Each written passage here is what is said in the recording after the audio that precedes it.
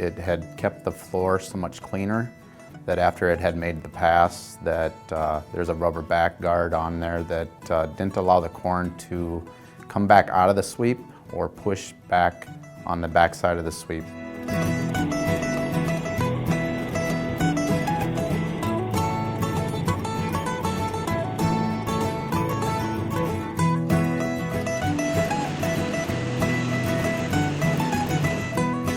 It just pivots off the center. It also did not put strain on the gearbox.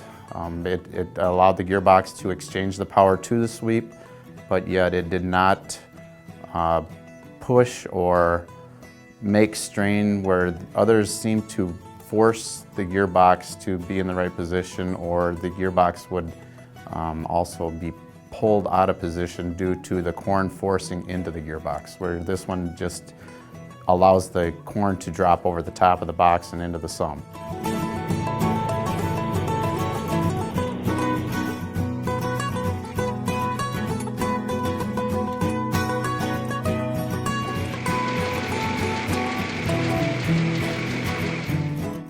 Anything that makes it safer and easier, where we don't have to have people inside there, that's what the main goal is with cleaning out the structures now.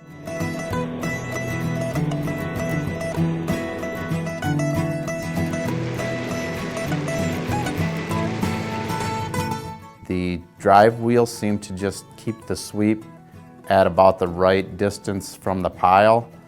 It would allow it to sweep or to slip out, which then allowed this sweep to sit in one spot when the avalanche was coming down, and as soon as the avalanche was caught up to, it seemed to advance into the corn very well again. It didn't seem as though it was pushing corn as much as it's like a broom sweeping the corn. And so then the flexibility of that rubber paddle on that floor just seems like it's gentler on the floor itself too.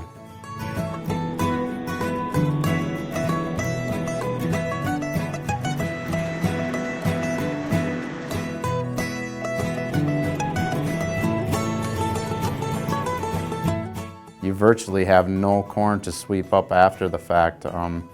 We've even made it, or had it, take a second pass for us, and it just about takes the dust off the floor for you, so it really does a good job of sweeping up.